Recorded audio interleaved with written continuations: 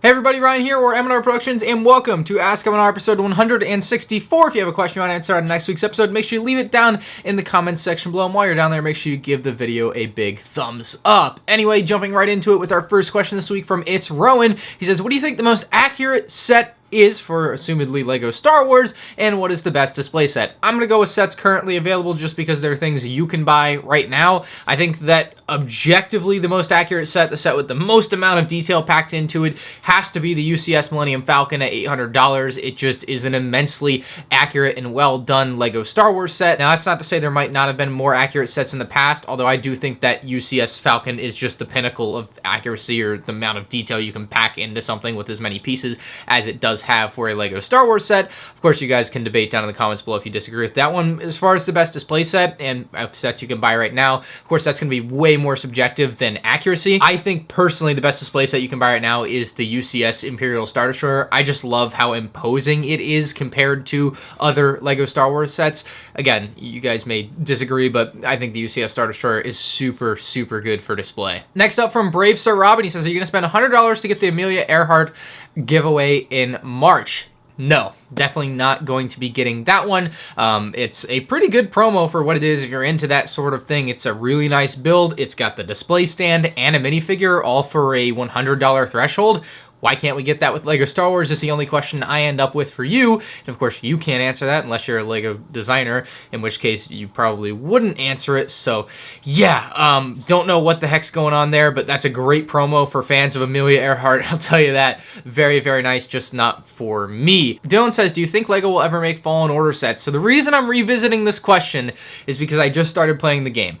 The game is very fun, it's very interesting, and LEGO already said that they weren't going to make sets, which sucks because now I have an attachment to it and now I want it. I wish LEGO would change their stance on this. Hasbro is making Black Series characters of Fallen Order, which I guess will be enough to hold me over because I'm enjoying collecting Black Series, but yeah, I would like to see LEGO make sets. It just probably won't happen because I already said they won't.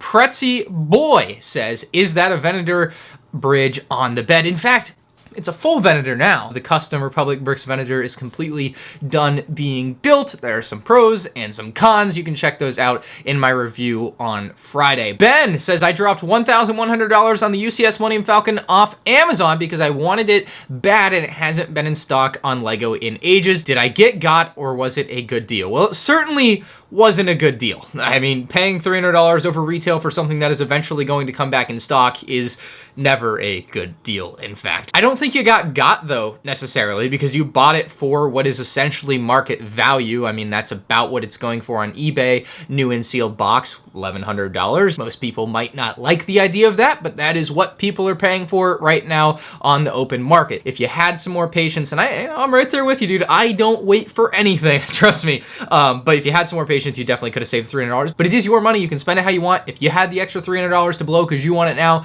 more power to you. I totally understand where you're coming from with that kind of purchase. I also hope you use my Amazon affiliate link when you bought that. Link down below. Arden says, will you make your reviews on LEGO even harsher because you got removed from LAN? So I'm going to say the same thing I said, like, I don't know, a year and a half ago when I got into LAN.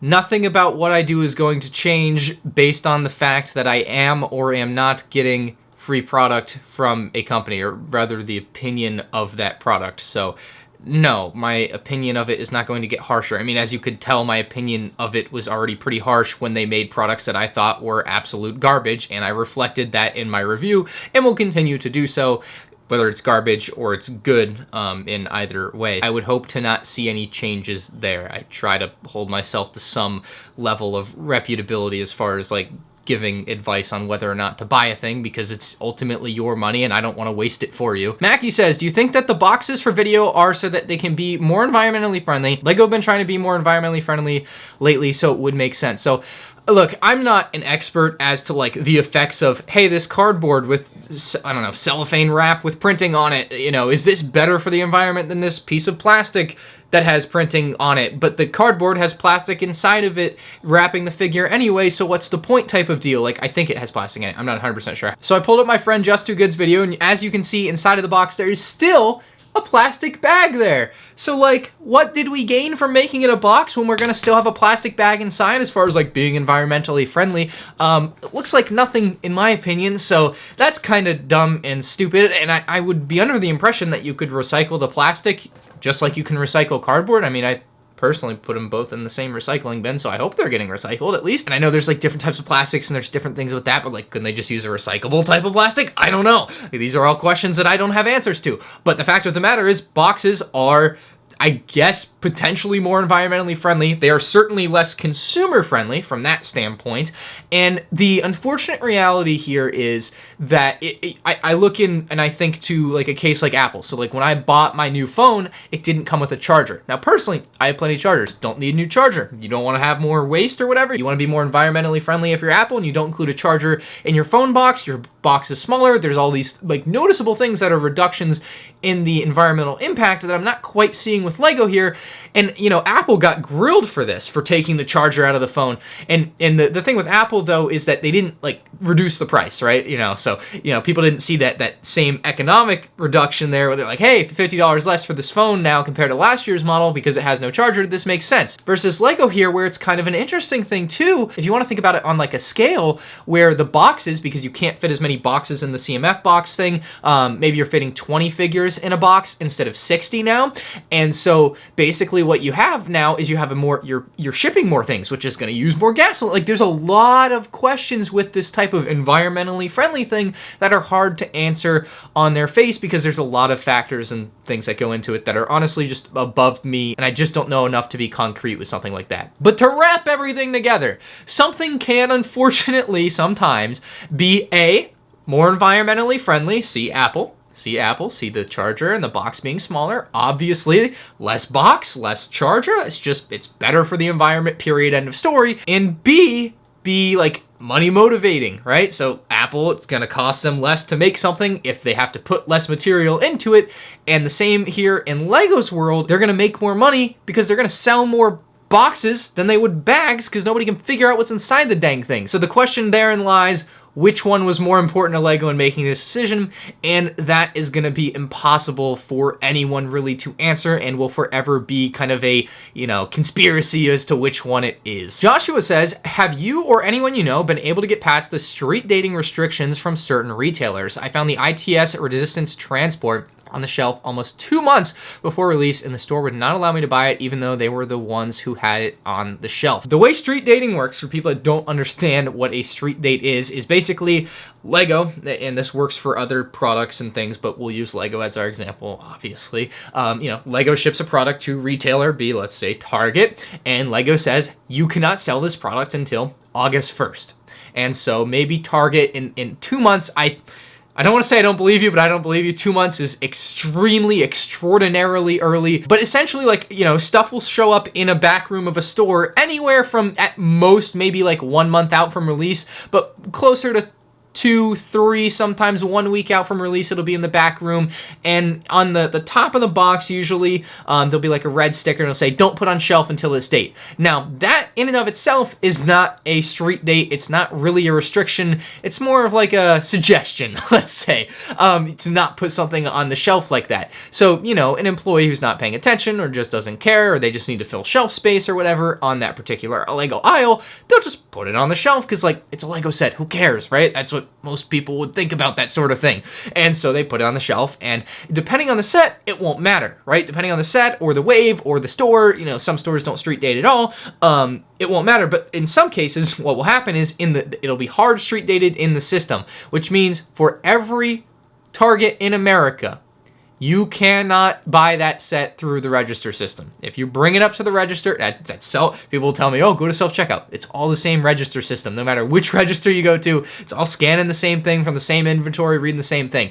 And so it'll tell you, can't sell this product. So let's say it's like July 20th. It'll scan and it'll say, cannot sell item until August 1st. And every time this ever happens to me, I'm just like, all right, can't buy it, whatever. Like, you're SOL at that point most of the time. Now, I do know, and what I would suggest to you is you can ask to talk to a manager and maybe convince them to override the system. Your chances on that, I would say, are slim, but they definitely aren't zero. As far as I know, they have street dated stuff, and it's on and off. It depends on what it is, really, since at least 2008, and that's when I found Clone Wars sets early back in the day, and that was quite a bit early, and we tried to buy them, and it's like street dated for whatever the release day for all the Clone Wars merch for that Clone Wars drop in 2008 for the movie was. And I know it might depend on what state you're in, but I'm under the impression, and I know Florida is certainly not one of these states, but there are some states where if a retailer has a product on the shelf, they are legally obligated to sell you that product. You might want to do some of your own research depending on where you live. You might be in luck there. So hopefully that helped some people understand the street dating system better, and hopefully, Joshua, you will be able to maybe get your way around that. Maybe you got a smooth talking manager, know a guy, maybe, I don't know. Qwerty says, what is the appeal of LEGOland parks? The rides are mediocre at best, and a lot of the builds are old and outdated. Well, Qwerty, that was pretty harsh and pretty on point. The rides are mediocre at best, and the builds are old and outdated. I certainly agree. I think it's just like the idea of going to a Lego theme park for a lot of people. It's certainly way better if you're like 7 years old. I'm sure I never went when I was that young, but like, dude, if you're 7, you're gonna have a great time at LEGOland. I also think for me, the appeal is like going there and shopping for products, right? Like sometimes they'll just have stuff early, and that's pretty neat for me. And they also usually during non-COVID times will have like a special like pick-a-brick building or whatever where you can go and buy stuff special, whatever. So that's kind of neat too. But yeah, it's way more for like little kids that are into Lego versus like people like you and I probably, or people even older than me that watch the channel. Like, you're just not going to get much satisfaction out of going to Legoland and riding on the teacups going in a circle type of thing. I don't, just not a lot there. Maybe you'll get some satisfaction out of looking at those old and outdated builds. But yeah, they took Star Wars Miniland away from Legoland Florida like a year ago, and it's pretty much like, what's the point at this point other than when they have things for me to shop for? MockBuilder132 says, does Lego Bob 35 send you info directly, or does he have a way for the public to read his info? Lego Bob 35 is an idea, not a person. However, I do find it very funny how many of you guys, and I mean you guys, Google or YouTube search Lego Bob 35. The original Lego Bob 35 is forgotten. It's now Lego Bob 35 leaks, Lego Bob 35 Summer 2021 Star Wars, Lego Bob 35 2021, Lego Bob 35 Twitter, Lego Bob 35 rumor. You guys search up Lego Bob 35 all the time. It looks like people are dying for that Lego Bob 35 content. So yeah, if Patrick ever wants to get back into making YouTube videos, he'll definitely be in the search engine, I'm sure. He'll get some easy clicks. Richard says, hey Ryan, always enjoy the content. Whether San Diego Comic-Con will be held this year, what is your opinion on the chances on whether or not the San Diego Comic-Con Star Wars set or sets would be released and sold to the general public through the different Lego distributors this year? Also, very nice job capitalizing the first letter of every word. I salute that. So I think where I fall on this is that I think if San Diego Comic-Con doesn't happen, Lego San Diego Comic-Con exclusives don't happen. Last year, the COVID thing was kind of like, oh, hey, here's a thing. This year, like, they're kind of ready for it. Like, hey, if it doesn't happen, we can push all these things back a year, maybe. Or that's just the way I see it personally. Maybe they'll just go ahead and do it anyway because they've done it every year for the past decade. Okay, I'm gonna change my answer. I'm gonna do it for the first time ever. I'm backtracking. I have my reasons. I won't share why. But I do think that there's a really good chance that these will be sold. Whether San Diego Comic-Con happens or not, Comic-Con very likely will happen online, right? I think it did last year, although I don't remember for sure. But they certainly would have something in place by now for this year for an online contingency because they've had a year of like COVID, like, hey, this is what happens in this world now type of thing. And so they can be prepared for it. And so I think that no matter what, it's going to happen and that they're going to be released. And so, yeah, that's my changed answer. I'm sorry, I flip-flopped on you there, but I'm going with that one now. Dustin says, do you ever feel embarrassed being an AFOL? I love my Lego sets, but I can't help but feel a little weird when telling people and them seeing how many sets I own. Edit, I'm 22 myself. I don't personally ever feel embarrassed. I mostly because like I know there are tons of people my age and older into this sort of thing. I meet them like almost every time I go to the Lego store. I know it's not like a weird, crazy thing. It's just not. I mean, I get it. Maybe you're telling somebody like, or a girl, like somebody that just isn't like into it or doesn't know this type of thing exists, but clearly it does, and it's nothing to be be ashamed of. What really gets me the most, and it's like an instant ban on my channel now, is when people say Lego is a kid's toy, because it's not. It's a lot more than that to a lot of people, and I hate when people try to devalue it in that way. I hate that you feel weird about it. Like, I wish I had advice as far as that goes. I mean, other than telling you you shouldn't care what they think, and you shouldn't, but I mean, that's for you to decide what you value someone else's opinion for. You know, maybe if you're showing them something that looks like my garage, that's going to be a bit embarrassing, but you know, if you get yourself a nice little setup with some cool sets, and you space it out nicely, and you make it look good, like, people are just gonna think it's cool, man. I wouldn't worry about it. T says, what was it like to be a Lego ambassador, and what happened during that time? I think the best word for me personally is just frustrating. I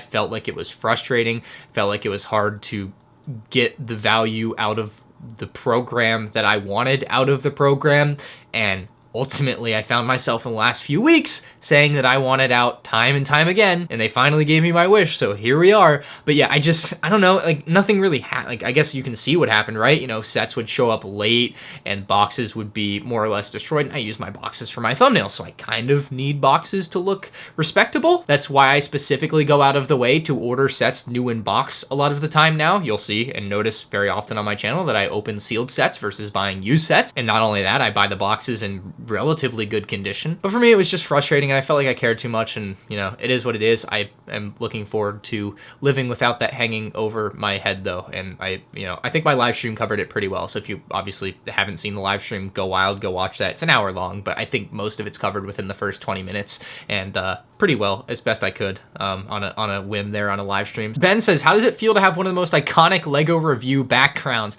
I appreciate that a lot, Ben. I honestly do, because I don't know, 3-4 years ago, maybe even more recent than that. Yeah, definitely more recent than that. Like, found myself in white background purgatory, right? Like, every background I made, every review I made was a white background, and it was like the same thing, and the lighting was tough to get right. And the lighting's still tough to get right, but it was definitely like a white background either looks really, really, really good, and example, Jang Bricks, or just really bad. Example, me.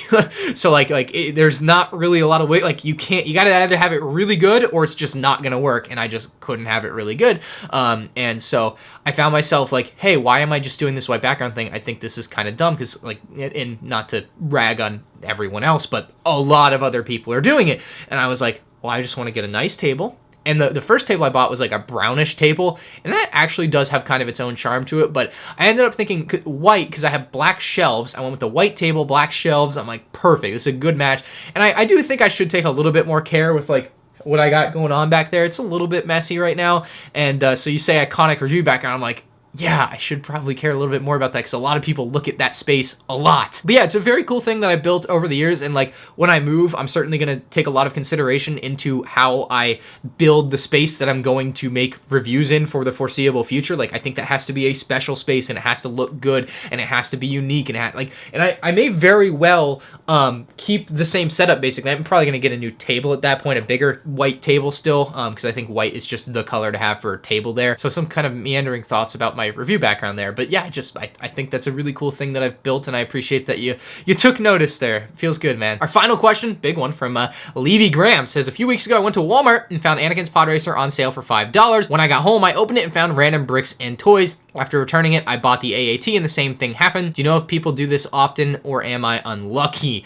You're definitely unlucky, but you're unlucky in a way that I don't think you want to be unlucky. This is certainly not a Lego factory issue. This is somebody bought these items from your Walmart, and then they returned them back to your Walmart. So they bought them, took them home, took the product, like the actual Lego that people care about and want to buy, out of your box there, and then after carefully cutting the seal or whatever, and then they resealed it and then sent it or returned it back to that Walmart. So there's probably many more infected sets than you would probably want to encounter at that Walmart, and it may have infected your entire area depending on who the person is doing this and how much they are doing it. But to me, this seems pretty clear cut that there is somebody in your area buying Lego, removing the Lego, replacing it with much cheaper Lego to return it so that nobody is the wiser when they're returning, like, oh yeah, there's Lego in there, good to go, here's your money. And then they essentially get to sell something for free and make just the profit on selling the product or the figures or whatever they're stealing out of it. So yeah, you are in a bad area right now. I would maybe relegate some of your purchases to just being online and kind of hope that stuff dies down for you. But that is going to do it for Ask M&R episode 164. If you guys enjoyed, a like would be greatly appreciated. If you're new to the channel, make sure you hit that subscribe button so you can see more of the most iconic Lego review background, apparently. And I'll see you in the next one. Peace out.